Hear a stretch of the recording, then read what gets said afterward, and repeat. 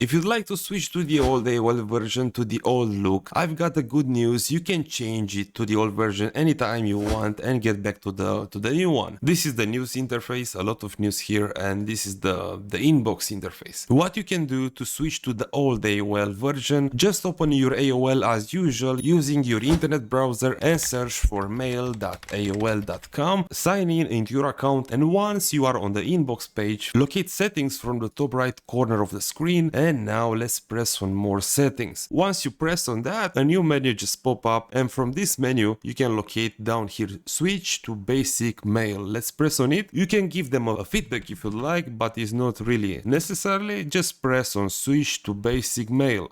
Thank you for your feedback, and now in any second we will get to the old AOL, and let's have a look on the mail interface. Press on inbox, and this is it. Everything is different now. By any chance, if you'd like to switch to the new one, anytime you'll find here a button which says switch to standard version of AOL mail, and if you press on that, everything will update again and you'll be transferred to the newest version. Thank you a lot for watching, and I hope you have a great day.